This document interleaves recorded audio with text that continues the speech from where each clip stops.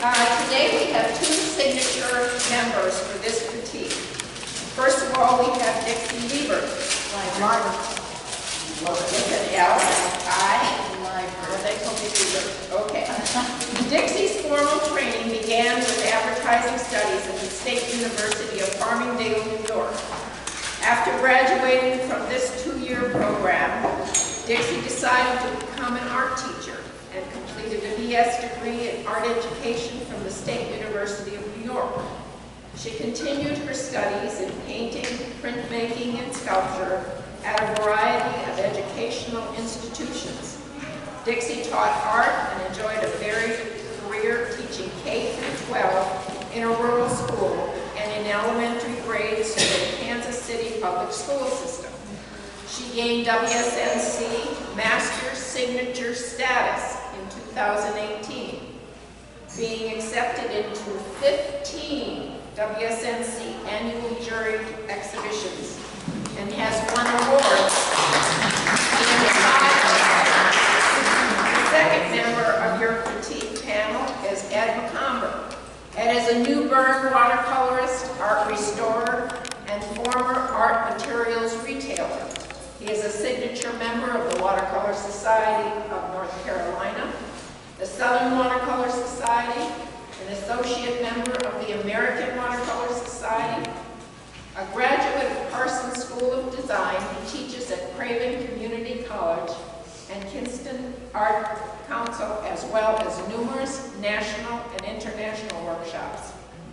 His gallery is located at Valentine Framing on Craven Street in New Bern.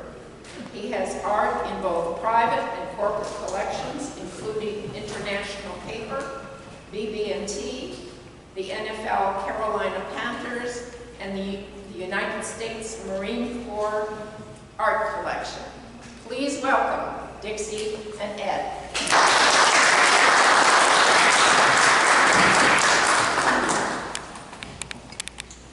Well, I just say this. I got into art by a very funny way. My parents were great bridge players, and everywhere they went, I was the only kid around, so I had nothing to do but color and draw on anything that people would give me. And to this day, I still remember the fact that as a young kid, I wished I'd have had the opportunities that are available to kids nowadays. I did a demonstration for an elementary school, and they had a gravure press, they had airbrushes, they had, and I'm thinking, boy, kids have a lot of opportunity. And then I said to them, I just want you to know I'm still learning, so this is a learning experience for me too. And it is for me as well, and I can stand, and as long as I have a chair nearby. I guess I started out, well, my very first experience, I keep this really short, coloring napkins at Aunt Hattie's, Uncle George's, Aunt Eddie's house. And I just kept drawing and drawing and drawing. I would do like little comic strips. And as it happens, our son is a cartoonist, so he got that part. I did not. But I could draw little Red Riding Hood. I can draw some of these little cartoon characters. But anyway, that's too many years ago to even think about. But so I have loved the Watercolor Society ever since I found out it was in existence. And I've always been competitive, and I just love competition. I always have, and probably always will. And I hope you will as well, because it's a wonderful thing to be able to have that talent. And I'm sure all of you are very talented. I'm anxious to see your artwork. I don't know if there's anything else we need to say. Okay, well, let's go ahead and get started. Who is the artist in this case? Oh, okay. Could you tell me a little bit about your painting? This is part of my series with Viola Simpson's Whirligigs. I've been going over, even before the park was begun, I would go over to the warehouse while they were restoring the Whirligigs. And the piece that I have in the show is the complete finished Whirligig. This is a view of the part of the wagon on the mule train. They brought it in from the field, and it was still all rusty and, you know, in a dimly lit. And I had worked with that drawing and messed with it probably for 3 years in different media, different sizes, different compositions. And then this year, the reason I brought it today was they have changed the rules to where you can use collage with strips of watercolor paper as long as it's hand painted by the artist. And I thought, what a perfect application for this subject matter, because Viola Simpson took reflector strips and put them on the wheels. You know, every one of these, this is all separate in here, and I did it on top of the watercolor. So I just kind of wanted to see what y'all thought about it. I have a quick technical question to Okay. ask you. So, what did you use the adhesive? What It's do a you water use to write? it's a water-based adhesive. Oh, okay. I made sure of that. Right. Well, the reason I ask is because It's water-based and it's archival. Oh, okay. Having been in the art materials trade for quite a few years, one of the things that I didn't realize, and I used it and sold it for some time, was how, like Golden and Liquitex, they're mediums.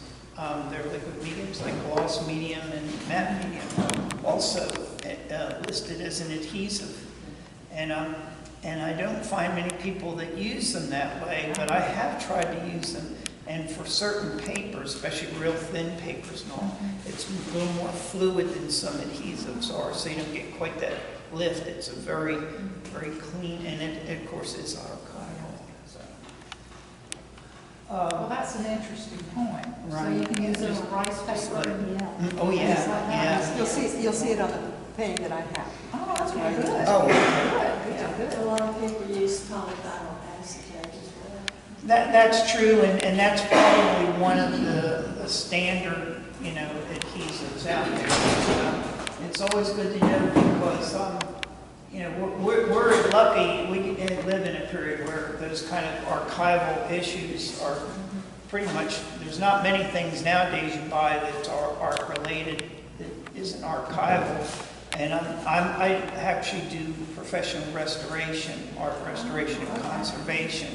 And you would be utterly amazed at some of the phenomenal paintings from the early 19th, late 19th century that I've had to restore that were put together with spit, I think. I don't know, but I mean, they're just unbelievable. Well,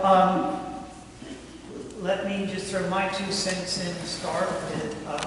The one thing I always love in a painting, and I've learned from almost the beginning, is composition is so important. And this one here has pretty much all the elements one looks for: diagonals, you know, balance, and values. Focus. Yeah, definitely focus, absolutely.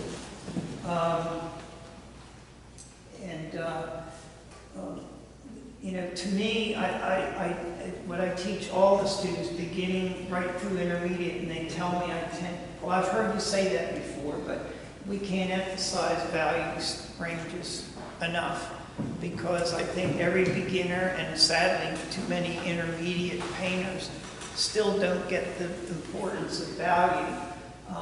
Dark, medium, and light is as simple as it gets.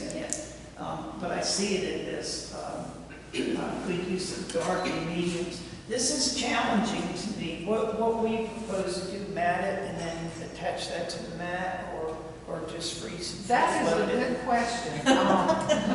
when I created it, I just assumed that that wouldn't show.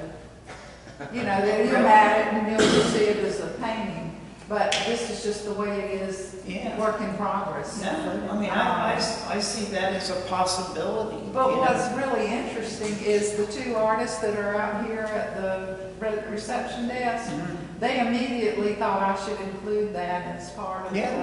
the painting as well. Absolutely. And it had not occurred to me.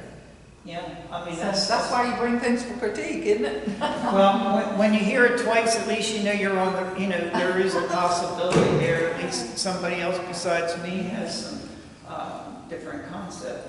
One thing that I will mention though, that I'm one of these painters that believes edge to edge. If you're going to tape, don't stop before the tape ends. And if you're going to paint open paper, paint right to the very edge. And for the simple reason that if you did this and you did include that, or if you wanted to float it even, this cut off here, you're stuck. You gotta do something with that edge. So I mean, but. To me, a painting should go from one end to the other. If the paper's open and not taped, it should go to the very end. So if I don't want to do that, I should take that paper off. Well, I'm not too keen on that, but what I'm getting at is that, see, if it were painted all the way to the edge instead of this sort of irregular edge like this, you could really do some, I mean, you'd be almost unlimited in the possibilities. But once you cut that corner, now, you know, this goes straight and that one goes diagonal, you're stuck. And I really would play with those edges, so that's a choice you make. And that's all I've got to throw in. This looks so wonderful that you'd be surprised. Yeah, I was looking at it back there And too. looking at this, it really holds together beautifully. I think it's a very clever way of doing it. And I love the painting kinds of things on each piece that you've chosen. I mean, look at how that works in so well. Yeah, I think it could go on the show. And so, Yeah. I love this. This is great. Nice. Nice. Then, did you do this last? This part? I painted the base before I did any of the strips. And yes, the circle in the middle done after the strips are done, and some of those are fit up underneath that circle. That must have been fun putting that together. Oh, it was. It shows it. Nice work. Yeah, definitely.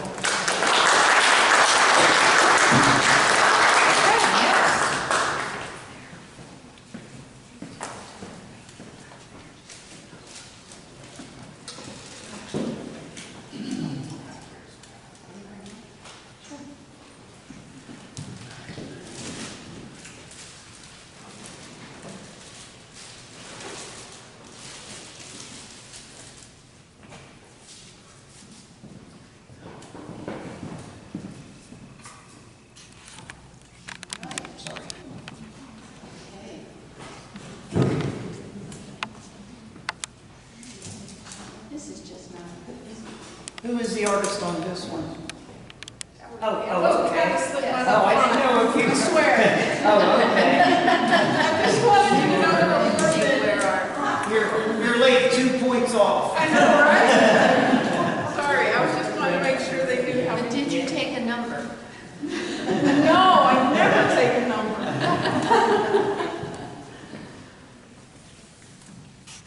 I remember doing a painting of an eagle. Our professor brought the eagle into the art room, which is an amazing, huge art room. And that eagle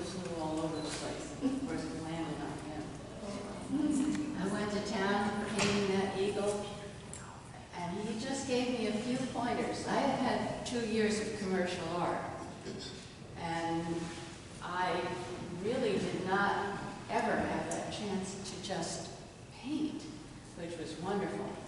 So that my very first painting was a bird, and I don't think I still have it, but I'm surprised I don't. But I see some nice work here. I see the background is lovely, very soft and nicely drawn. The eyes are always important on any painting. Usually the viewer looks right at the eyes. That's exactly what they want. And then look at the other things that are interesting. She's got feathers drawn here. The background is very soft, very much like the sky it was early this morning coming up from Morehead City. And the sky is particularly pretty. And the contrast of the direct painting plus this very soft background. And you did your background first, is that correct? Part of the background first, and then while it was wet, put in the softest of the branches, but then had to darken some along the way because some of it faded out too much. So some of it was before and some of it was after. Well, that contrast is always good. You can never go wrong with contrast. I didn't quite know what to do with it next.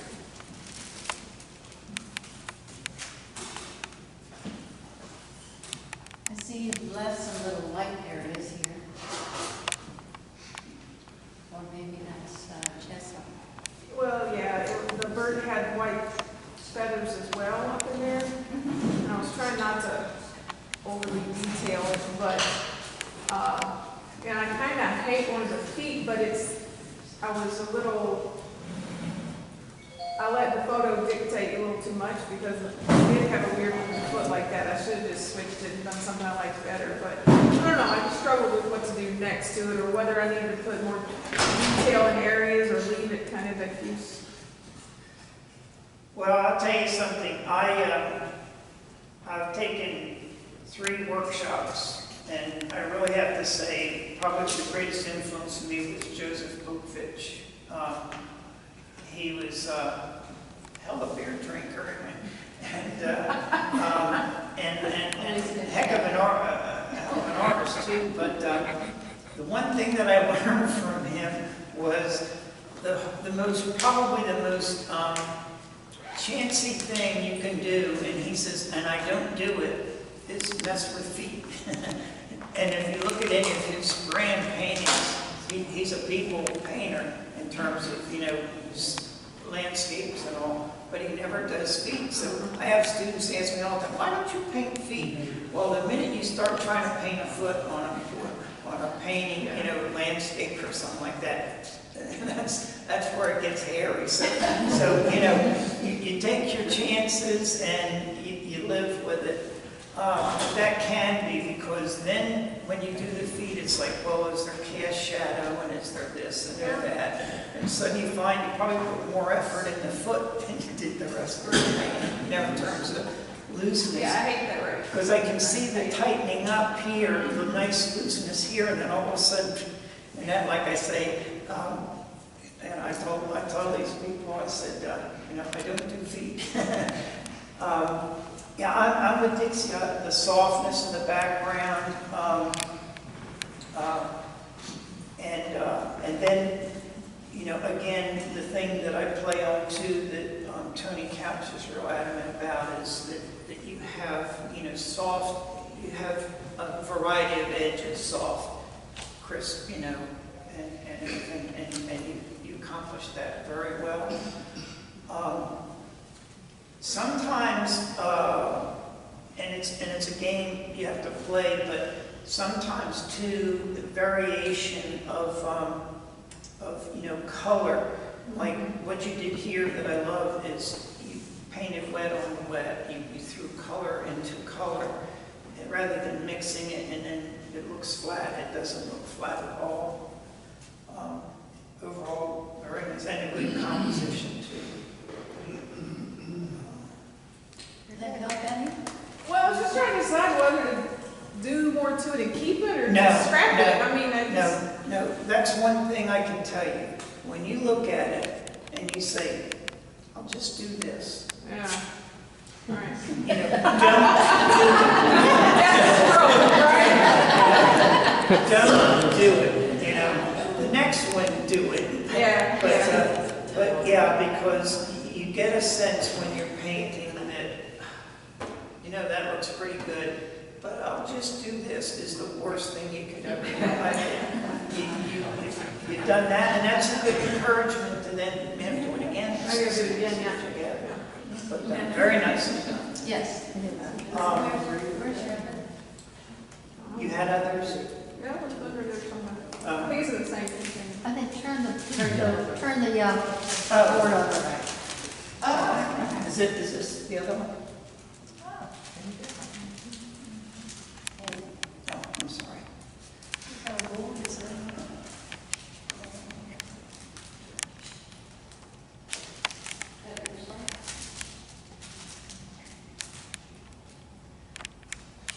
Tell me about the painting. What is this, like a scene that you did from the backyard? Or? I've got mad skills driving down the interstate, and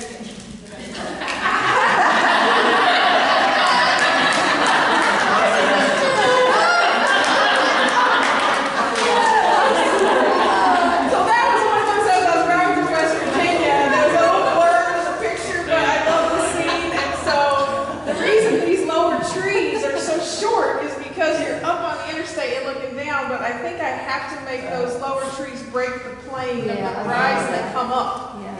Yeah. Who wasn't in here told me they were a state trooper? I don't know what you're talking about. You know, here you took a whole different mode. You see, this is a little more direct, soft sky. Yeah, these are beautiful. And variation there. One thing that, again, the balance of light, mediums, and darks you've got in it. I sometimes think as artists, when we do paintings like this, you know, to me, this tells me that interested you, and and I call those personal paintings, because as we all know, as artists, sometimes we're trying to make a living at this, so it's like a case of, well, what do I do to get somebody to buy it? And quite often it's either a choice of color or subject. To me, I mean, you know, you tell a story with what you paint, and that's very, very relaxing, very Very calm. nice, just looks like you just kind of whip that out. Do you agree that I should break the plane with those trees in the left center? These are, I'm not so sure about those. Yeah. She's talking about the center ones. Right. That one, the distant one. The distance, well, yeah, those could have been A little soft. a little softer, yeah, as things go back in the distance. But look, I mean, look at that. Look at that, how beautiful that is. And I love the way, the ease in which you did this part. It looks like a really good, wonderful sketch. The only thing I might change is just check on how some other people maybe handle the trees that are up close. I wouldn't do not sure whether you did it with a sponge. Looks maybe No. with a sponge. Just dry brush. Yeah. But I mean, it's nice to have the contrast and they're nice and up close.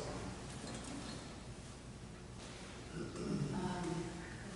wonder what that would have looked I like. could have kind of left those, part of those out and seen more of the land, if I just left some of those out. Yeah, possibly. One thing I would say is you see this thing that happens here.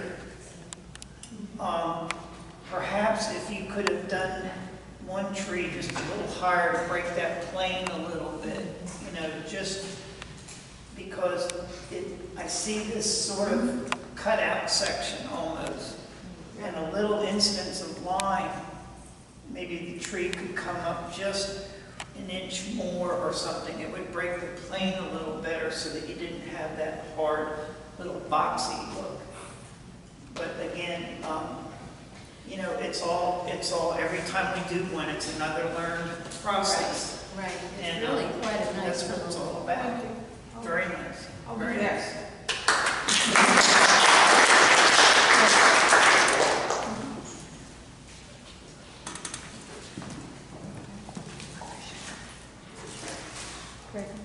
Oh, okay. Totally different style. Very professional. Presentation is almost everything in a painting. I was asked to jury a show, and it amazed me. The technical skill of the painting was unbelievable. It was really marvelous. And I know I'm not one of those gutsy people. I leave after I do my judging. I don't come to receptions and stuff.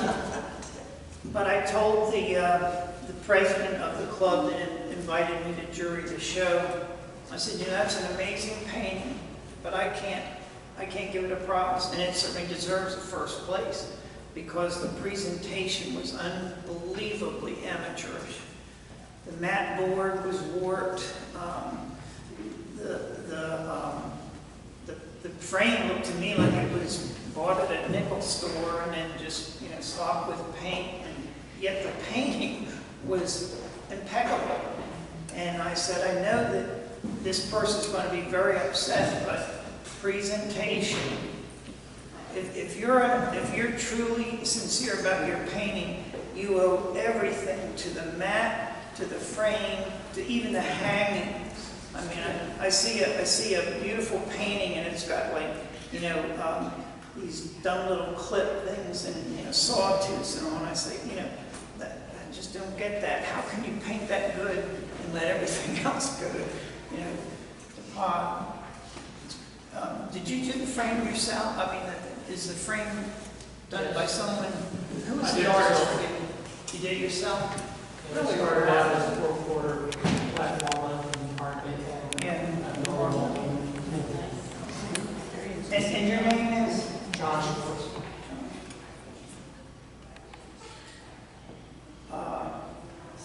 And that started out, we just got back from Ireland, and I looked out our hotel room window one morning, and that's what I saw.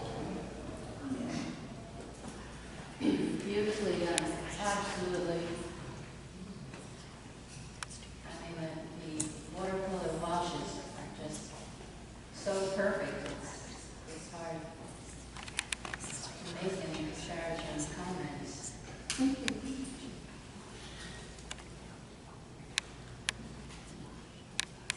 Yeah. It's just so Yeah. very precise.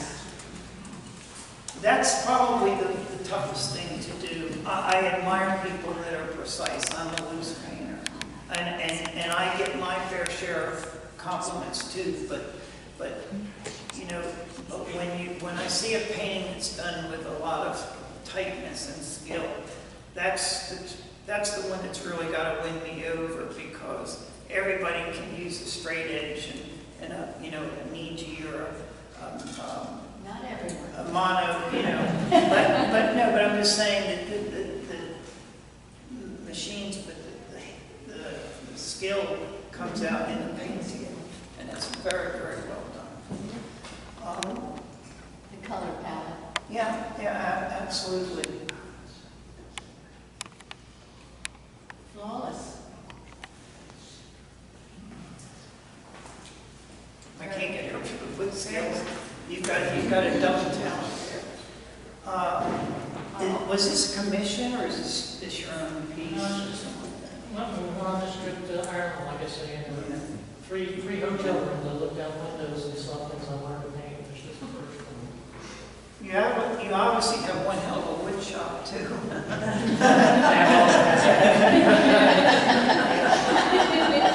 Very nice.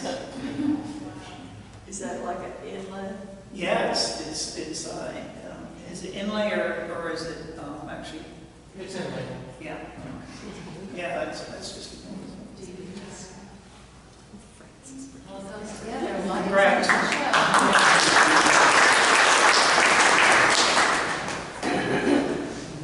Very, very nice.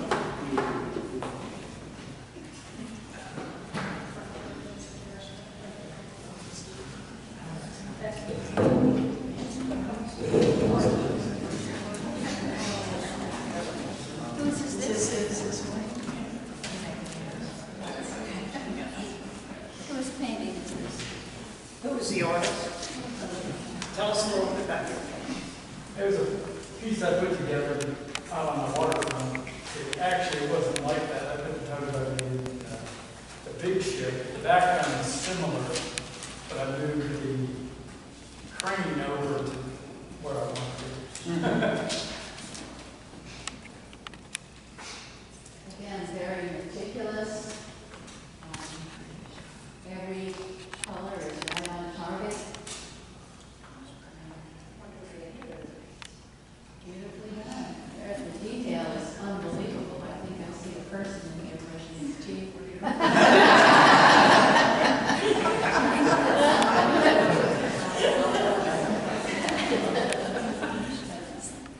I really did this as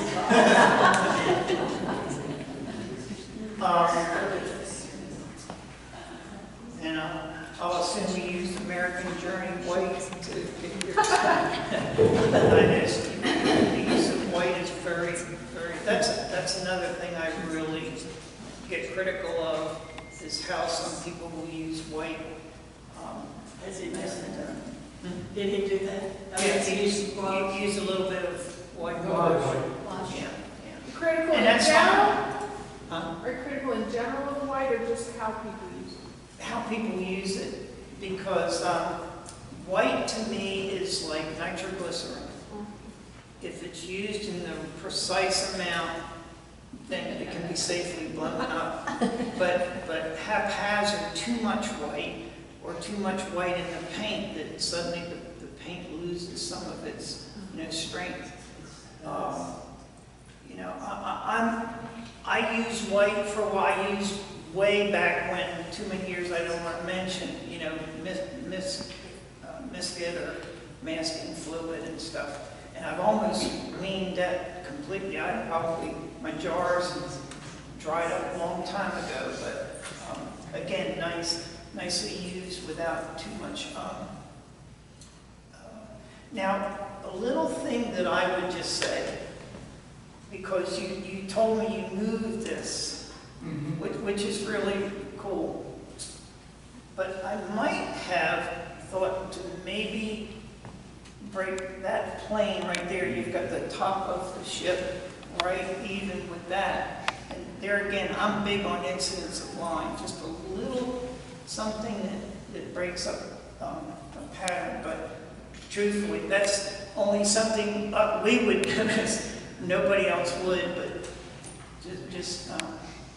it's so meticulous, and I can see what you did. That's what I mean. If you, I tell students, never ever look at a photograph and paint it just the way it is. Modify it. For once, you can be God for a few minutes and just move a tree and change a cloud and get away with it. Without. Then on Sunday I say, God, I'm sorry, but I didn't use too much time. Of course, the color is beautiful. Red, Yeah. yellow, red, white, blue. Yeah, very nice compliment. Complimentary. Yeah. Um, I love the white of the paper shop here. yeah.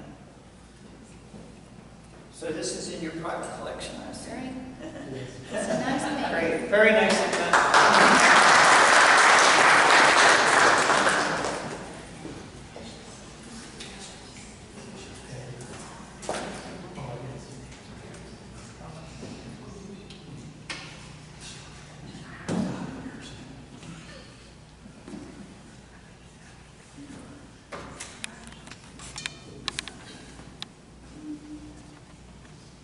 This is also yours. I mean, okay, yeah.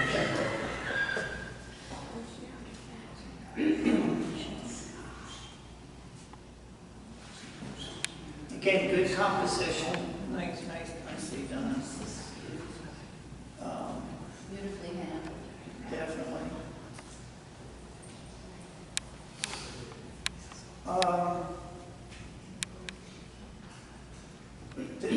Is this obviously Pennsylvania, or is this Ohio?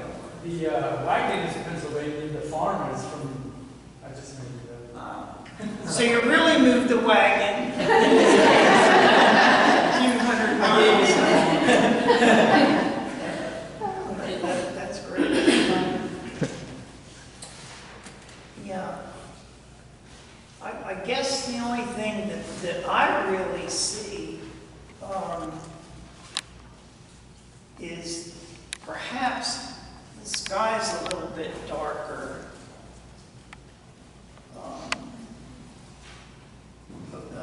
You know, again, but still, that would just be a, you know, maybe. It's a very, very nice painting. Yeah, Nice very, painting. very carefully done. But Yes. yet, at the same time, again, the whole composition, it pulls you right in. Yeah, yeah, and shadow is so important in a painting. This,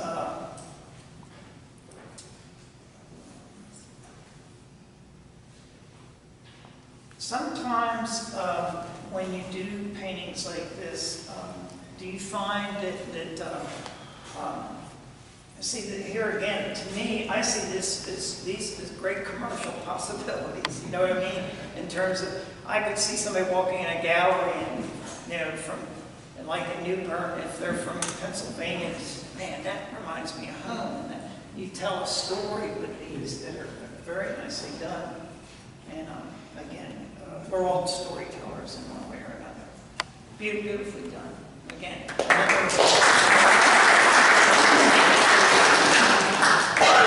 I'm going to assume you didn't make this, Rick. I cut it, put it together with the math. Oh, okay. And that wasn't a negative comment. I just, your frames are very, very nice with the paintings. That's what I really like. Yes, the whole package is beautifully put together.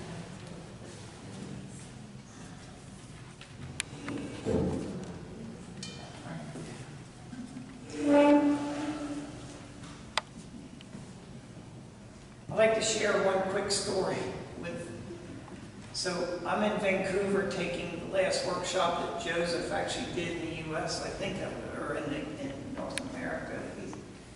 He got too wealthy and famous, and he didn't like the 15-hour flights and stuff. But Who was? Joseph Bukovic. He's from Australia, but he's a Croatian. His book, I actually saw his book, believe it or not, when I had the art store in New Bern. I carried the International Artist Magazine, or whatever it was, and I saw his book, so I carried it in the store. Well, when I got sold the store, I grabbed a book, and so I took the workshop, and Joseph was telling us, he says, so everybody wanted him to paint, do it about horses, and he says, I'm not going to do a thing about horses because the last thing you ever want to paint is a horse. And yet he was painting horses like crazy. There's a smart man, no competition. Yeah, paint anything you want, but don't paint a horse. So I thought that. But they are tough because, boy, you don't get them quite right, and there's only two things that I can truly say are real sensitive issues. Paint a real serious boat painting, and if it's a sailboat, you've got some Weisenheimer out in the crowd that will tell you, well, that's good, but the left yard on tail doesn't go. I mean, they know every inch of a sailboat like crazy. If you don't get it right, boy, they'll eat you up. And it's the same with a horse. It's, oh, the mane's a little too long or short. This really, to me, works very nicely.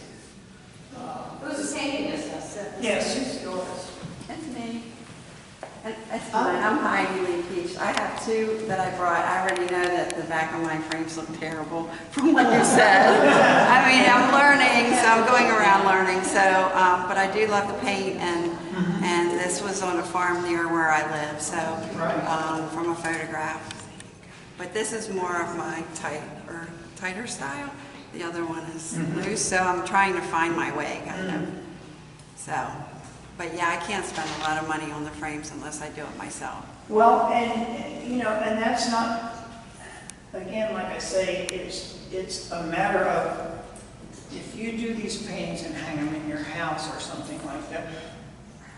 But the reason I say what I say about frames is just, if you're competing or you're commissioned, that's why I don't offer paintings framed. I use black frames. You want to take it with the frame. If you don't want the frame, either throw it in the trash can or give it back to me. I recycle anything. Now, so I heard what you said about hard line, and much of what you do is somewhat very, very precise, you know, purposeful. There's where what Joseph said really paid off for me, and I do a lot of horses. I actually did a painting for the Beluga Vodka Company of the Kentucky Derby one year, and I used what he taught me, and that is like, if you have to look at the horse, but you'll notice that the mane, for example, it tends to blend, it morphs from like this pink and brown, and then it'll go into whatever color, but there's a softness in there that is very distinct. And that's something you might look at, because you really definitely have it for the horses. The nose, I was really Yeah, happy with my nose.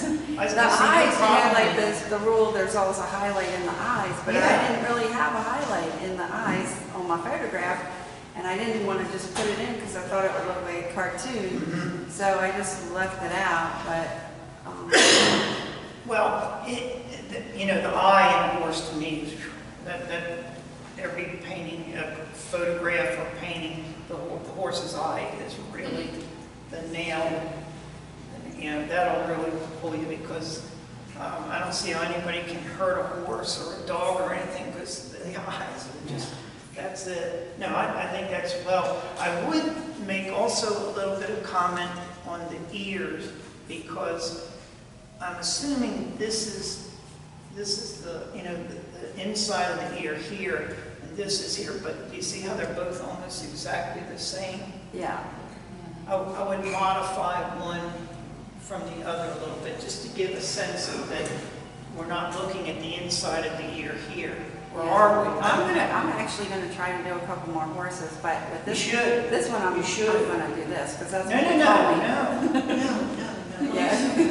No, believe Don't me. do that. No, don't ever say, I'm going to throw it away. No. But you say don't work on it anymore. I don't think I'm Yeah. gonna pull it out. and No. work If you on think it. you were finished with it, you're finished with it. Yeah. Could you speak to the use of photographs? Do you use photographs in all of your horses? With horses, generally, yes. Yeah, I mean, it gets down to like 5 easy pieces. See, Joseph wouldn't use photographs that much. He would actually paint. But I saw what was going on when he did the workshop when we went to this horse ranch. And that is, I've seen that painting at least 5 times by him before.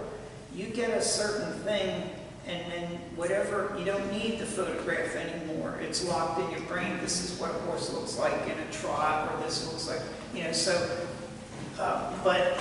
with photographs, the only thing that I see is, just like I tell most people, most of my students, look, unless it's a commission, nobody's going to know whether this was a brown horse or a white horse. If you paint it white and it was brown, don't give a damn, because it's if they like the horse. So my point being, photographs should just give you a general sense. Yeah. And then if you do enough horses, that'll be your, like I say, your 5 easy pieces.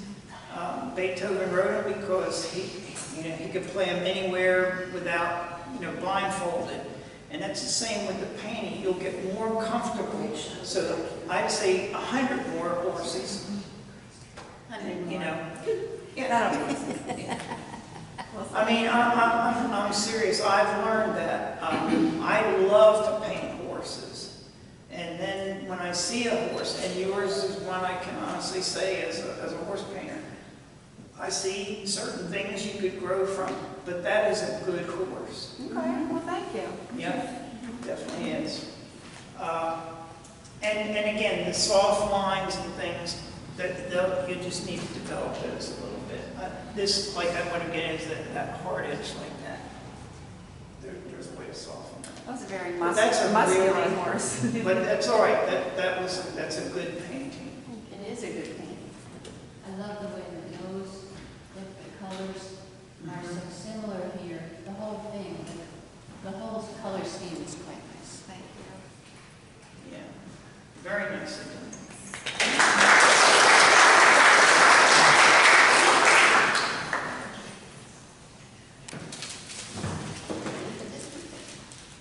Indeed.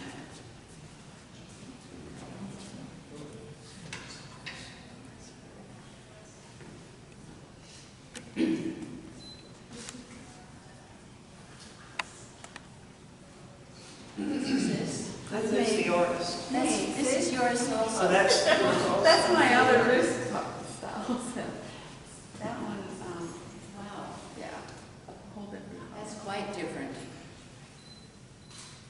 Yeah, I'm still, like I said, finding my way and trying different things and trying to figure out my style for 2020. I'm going to ask a practical question, and I'm really open to anybody's comments, so we'll all share with Heidi here. The copyright issue, This I did in a workshop, so it came, but the teacher did not touch my painting. So it was a workshop on looseness.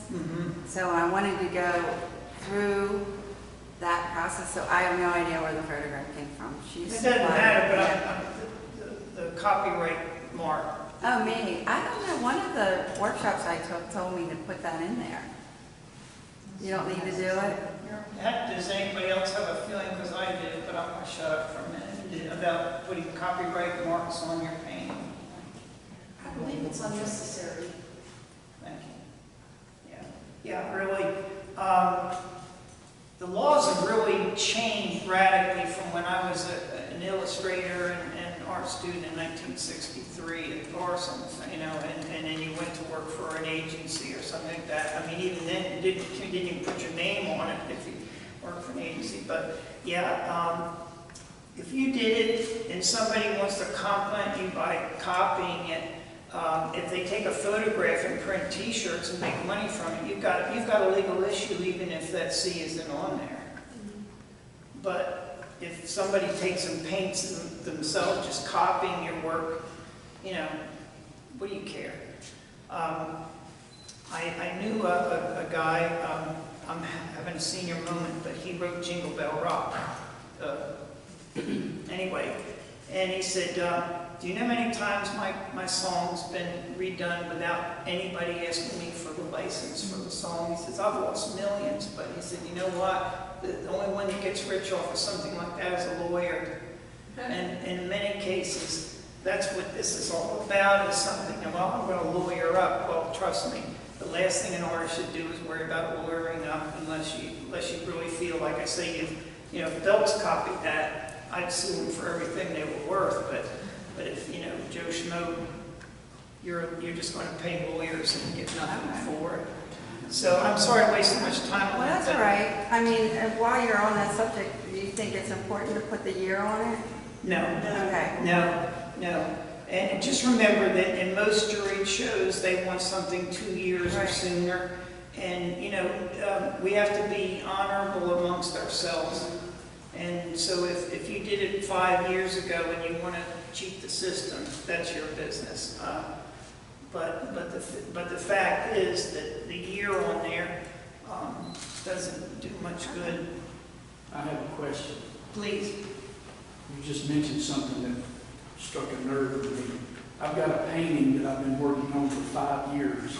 A little bit at a time, you know. So if I finish it this year, It's this year. It's this year. Sure, it's this year. Now, how many here have a drawer, if not a cabinet full of unfinished paintings?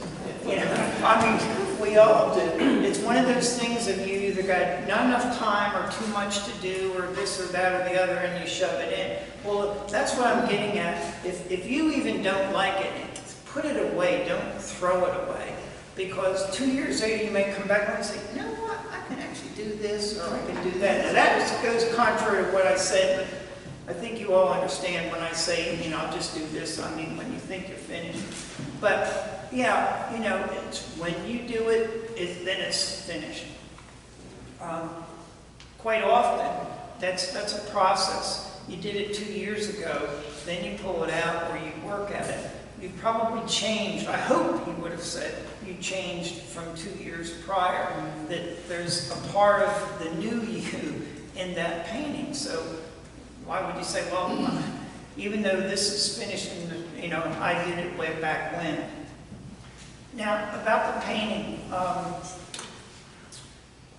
one thing that and I really, the only comment I would like to make to you is, it's really good to study fluidity and movement when you paint.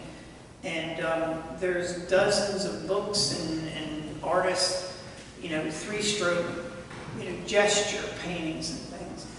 And making the movement of something like a ballerina or something very fluid.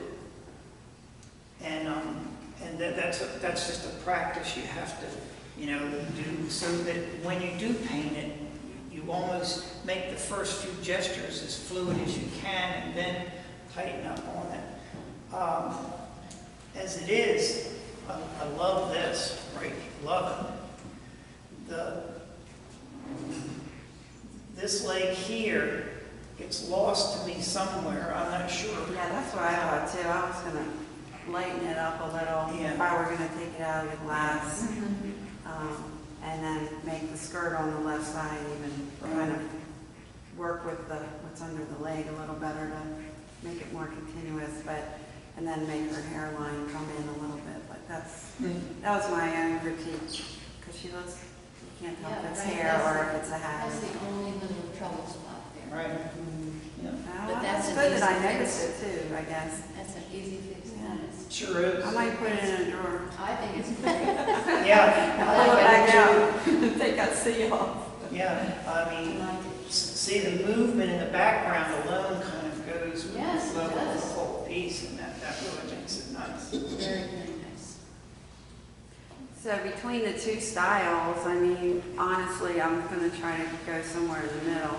Oh, you like this one better? Yeah. I go more, I was just always painting what was on the photograph, and I've learned so much, and I've taken, you know, a lot more. Have you done any more like this? I have. You have.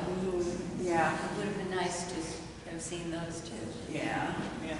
So This- go that route more. The Okay. way you caught this light right here, really, I love too. I mean, it has a- And the crazy That white thing here. is that painting was done probably in a quarter of the time that horse was. Sure. Yeah. That's good. So- Very nicely done. Thank you.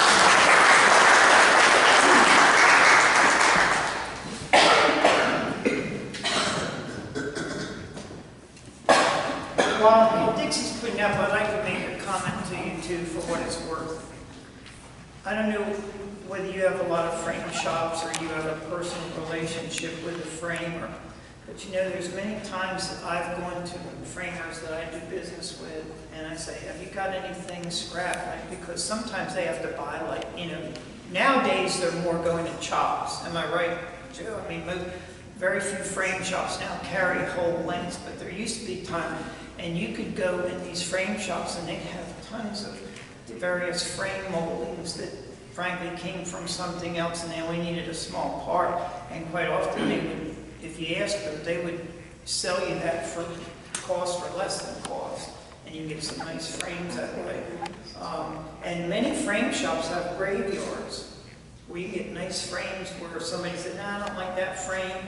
Nothing wrong with the frame at all, but they want it more updated or something like that. Interesting. And check around. And we have a frame shop in town that went out of business.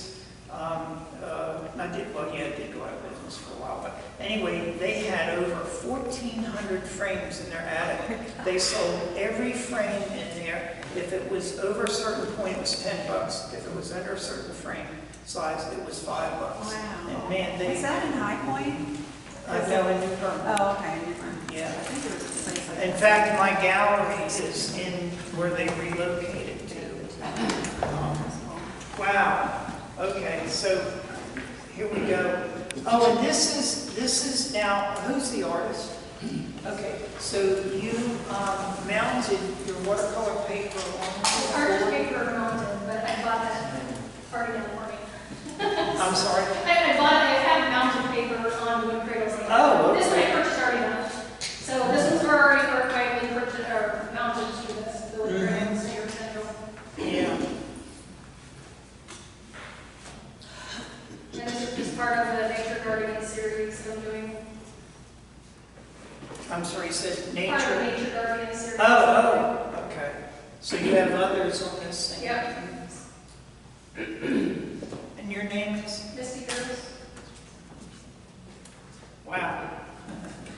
But I wanted to challenge myself with plastic. That was actually taking off a selfie with plastic across my face. Yes, I can. I'm right for so. I reference photos for that. Well, when I say word storytellers, there's a definite story there. Could you share it with us? So the whole Nature Guardian series I have is just people's faces and nature that's intertwined. And this one specifically is about the plastics in our ocean choking the breath out of the wildlife. Yeah. Now this one's a whip. I was about 30 hours into this. 30? I'm contemplating some silhouettes of some of the turtles at the top, but I'm kind of on the fence on that, so I just left it for. Yeah, that's a good idea because I'm not so sure that would, I mean, it's really very nicely. This is just, like I say, really fantastic. And what is a hot press you use? That is hot, I believe so. It says on the back. I can't remember if that was hot press or natural. Let's just stick on the back of that from the Well, manufacturer. the wet in the wet really works nicely in that. Oh, it sure does. This Very is so sharp and that is Yeah. so good. So lovely. And these are nicely done. I've done turtles before and they're not that much fun. Their faces. Have you ever looked at the face of a turtle? They look kind of angry, don't they? They get little angry faces. Yeah. Weird little guys. I've tried doing the ceiling tiles for the public buildings, and these are a whole lot better than my turtles, I'll tell you. These are nicely done. There was an artist from Beaufort. She came into my shop when I first opened back in way back. And anyway, she was an AWS signature member. D. Knott. Did you know her, Joe? D. Knott, K-N-O-T. I'm aware She of did her a painting. tortoise. It's in Splash 2, I think. Her tortoise painting was fabulous. Dig up a copy or something. You can buy it used, but that is to me is a Bible of how to do a tortoise. And she did this. It was on an elephant sheet. In fact, she got it from me. I said, "Where do you get this paper that big?" And she told me. But yeah, they're tough to paint. But you look at that and. Because you really did a very, very nice job on that. Very Did good. you say she glued that back onto a frame, or is that what it is? What was the question? She was asking if you glued the paper onto the... No, I have, and I use Golden's Heavy Paste to mount my watercolor paper 2 boards, but this one I bought already made. Right. But it's paper. Yeah, it's watercolor paper. You carry, you can get it pre-made in specific sizes from Joe. And I did see one or two people have asked me as a conservator about watercolors, you know, in terms of varnishes and stuff like that. And I tell them, not unless you're really going to expose it to some kind of abusive, you know, atmosphere. I'm not real big on that, but I do know that some of the artists now are starting to turn to actually putting acrylic finishes over watercolor. I don't know, that to me it's a personal choice. I just, to me, watercolor paper has a quality that, you know, of course we stick it behind glass or whatever I'm saying, you know, it's just that when you do something like this, very nice. Good job, beautiful.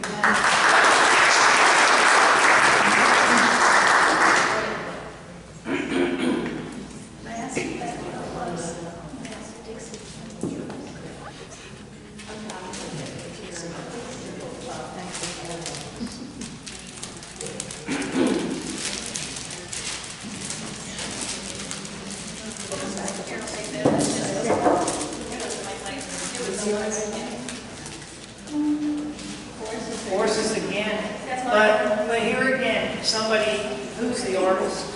Those are my personal pieces. I was going to say, you have a knowledge of horses, and that He's comes the out. one with the white face is 20 years old, and the other one's 35.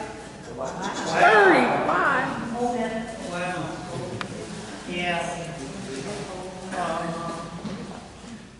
Yeah, I see a lot of personal interest in this, and so what you said they're yours, but now I see why. And the one with the white face is kind of a jerk. He's the bully of the pasture, so it's kind of that moment before he gets after the other horse. Yeah. Having a serious talk. Just gonna have little whiskers. Yeah. So I'm going to assume you do larger ones than this too, right? Mm-hmm. Yeah, because it's almost a shame it's so small, because it's really nicely done. And The background is very interesting too. And you even put a little bit of green in the base. That's always good. I had a judge talk to me about one of my paintings one time, and I had done a whole series of rope configurations over at the Maritime Museum in Morehead City. And he obviously liked the painting, and I was very meticulous, very much like this, making sure That's you. everything is exactly where it should be. And he said, well, you needed a little more variation in the colors. You didn't need to stick with the same colors for all of the ropes. Well, I didn't, but he pointed that out. And I think he would have given me, if I had just put some color changes in it, so it wasn't just the same color over and over and over. The configurations were all different, yeah. and it was very time consuming. But a good friend of mine bought the painting, and she has it hanging over her fireplace. Oh, wow. And just thinks it's wonderful. So. Yeah. As was mentioned in the thing, I do artwork for the Carolina Panthers. I donate 3 paintings every year for their Cancer Foundation drive. It's called the Keep Pounding Foundation. And so when I first started getting into it, I was torn between using like umber or burnt sienna or, burnt orange and stuff. And I'm reading this article in some magazine, and this artist did a lot of black athletes and all. And in it she said, and she gave it away, she says, I do all of my skin tones from red oxide and Viridian. And I'm like, whoa. Well, I sat there and immediately went and started playing with it, and it blew my mind. It's like, because, a little more red or a little more green, it was amazing how the flesh tones changed. And now I almost do that exclusively. That's how I do black athletes. And my paintings, thankfully, are helping them out, but are really, now I'm getting questions about, well, do you do prints and all? No, I don't do prints. If I give them to them, they want to make prints of them, I tell them, you know, it's whatever you want to do with it. But in many cases, what tells me that I'm hitting it right now is the fact that the athletes are asking for the paintings when they see it. So I'm really humbled by that. And then every once in a while they'll say, well, he wants to have the painting, give it to him. You know, I can say, hey, you know, Steve Smith's got one of my portraits in his collection, but that mixture of color, instead of just picking a brown, making a brown is so much smarter than the other way around. It's very nice. Very nice. I'd love to see some of your bigger portraits too.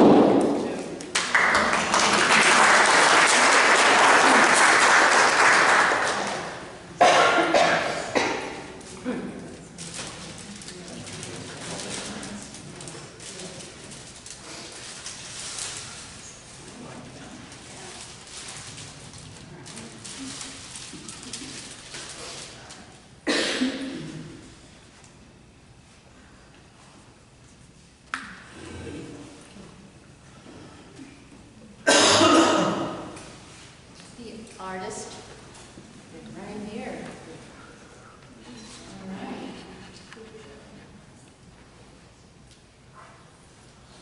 Where did you get the idea from? It's like Off the side of a old rail car that had been sitting out, you know. Okay.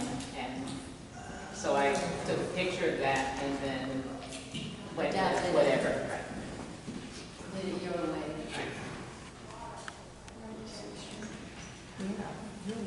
See, I was seeing Salvador Dali or something like this, you know, kind of mystical, you know, thing.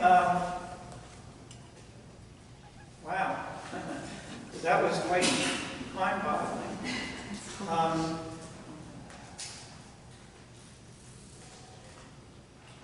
So actually, so you say this is from a railroad, or The side, you know, a small section of a railroad car that was out in weather condition, obviously, and so there's metal and paint that's gone and whatever. Well, I wouldn't tell anybody but us that.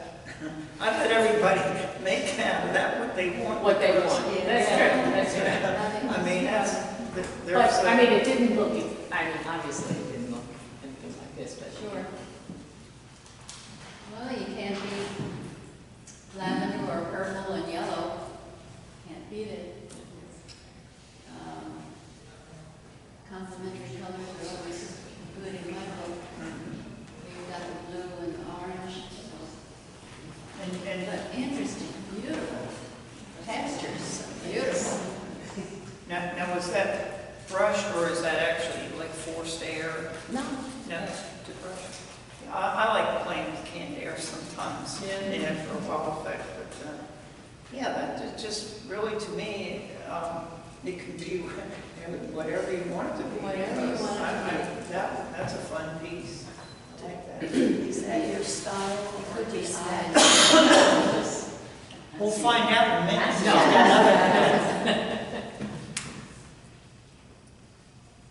Yeah, this is nice in here. The nice granular.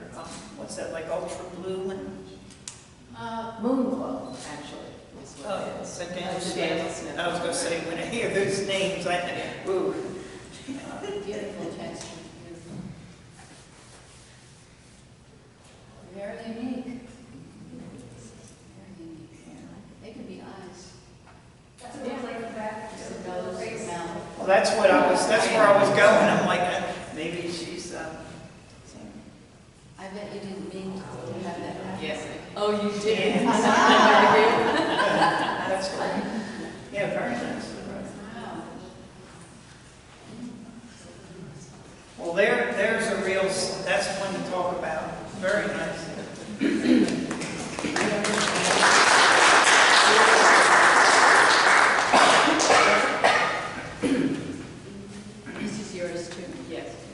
this is the gastrointestinal section of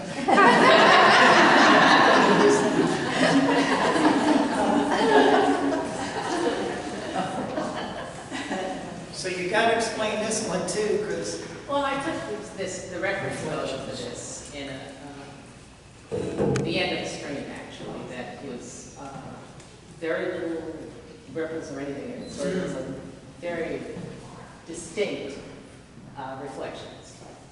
So you have reflections with rocks and everything. yeah, I mean, I'm drawn immediately by the use of color. I love strong color. It's really very nice used. You know, watercolor has a funny attribute that very few people other than us know about, and that is the fact that what other medium can you work with short of pastel has the strength of pigment. I mean, a watercolorist can paint the most brilliant colors, and what I love about it is there's no, the vehicle is so simple, you know, gum arabic or, I don't know, honey, I know there's a couple other little gadgets, but it's just the fact that we work with such pure color, and I usually tell people, you know, well, why does that tube cost as much as that tube? Well, because that's got the real deal, and Why is that, I mean, you're talking about being able to work with color. I don't think any other medium. And I used to do pastel once in a while, but it aggravated me when I paid like $11 for a stick of charcoal on some sanded ampersand or something. Why did they just disappear in about 6 strokes? But truly, beautiful color. Beautiful color. Really neat. And again, to me, there's just this mystery about what is it? It's really cool. I mean, you have a, you know, if you sat probably and had an exhibit, sat there, you'd probably get 10 interpretations of at least these two right off the bat, you know, of what it is. And that to me, that's why I'd call it untitled, you know, let them sort of guess, because it's really, really nice. Very carefully done. Yeah, Yeah. amazing. Really great.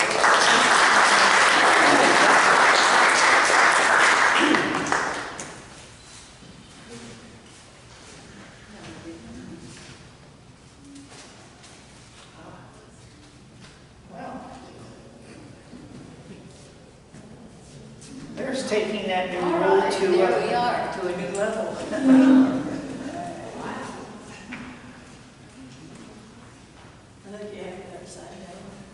Oh, do I? I'm just teasing. You're funny. It is signed. It is signed, and it's signed that way. So I'll just play it with She you. was messing with me. Who is the artist? Oh, and your name is Lynn Anderson. Lynn. Lynn. Lynn. Hi, Lynn. You must have had fun. I did. Did it take long? I don't know what you mean in terms of it started out as something that the first layer probably did last year, but Then you pulled it out of the drawer and and said, then I started there you adding go. papers to it. It's rice paper is what Yeah. I mean, it was like 2 different paintings. I got you. One of them got see torn that. Yeah, definitely. I see that. Well, actually 3 because And I was going to say, I almost guess this is still unfinished. Would you guess? it might be unfinished. Yeah. Everything in my house is unfinished. Well, It's not behind glass. yes. Well, you signed it in the back, but you didn't Well, sign that it. was a name that somebody was, Oh, okay. I worked Because, on working on the name. Because to me, it's when you finally decided that's the I real deal, rarely you sign my sign it. paintings. Oh, really? I wrote that name because it was an idea that was. And, well, I get these 200-year-old paintings and my mind just goes really curious. I'd love to know who it was that did it. And believe it or not, sometimes they wrote their name on the back, and it's remarkable. Now, is this all watercolor? Yes. Yeah. What was your palette primarily? What were your primary colors in your palette for this? I probably used a couple different palettes on it. Did you? Because the background was from one palette. I mean, I've got like 5 or 6 different palettes with colors. Oh my God. Oh, wow. And I just pick up one and start using it. Yeah. Well,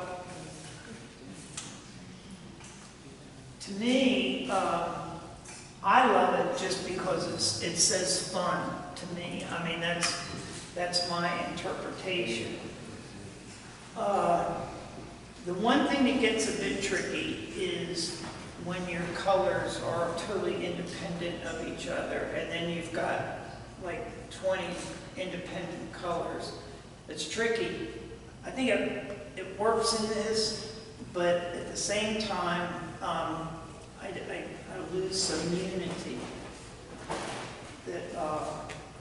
I see something I like, and I just wondered if you would be interested in trying more of it. But it's this technique that you use. Yeah. And that is you've got these pieces here, and then you've highlighted the edge. Think of the possibilities you could do with that, with your crumpled paper, and then going along the very edge with another color. That has a lot of possibilities. Yeah, it was looking pretty dull until it was some That gold really that I brings pulled out. that really brings it out. That little extra touch. Yeah. I like the play of the, you know, the patterns.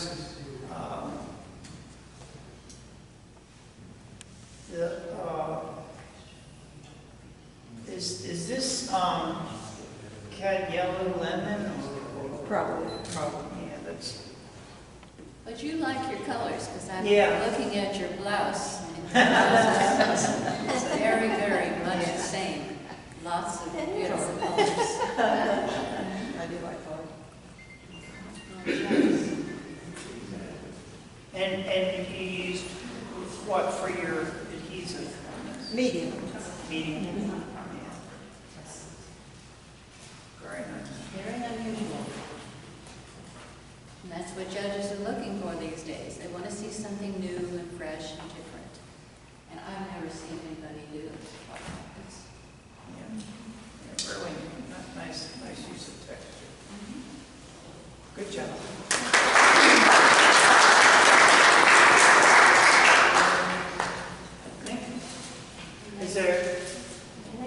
Is anybody that missed or overlooked?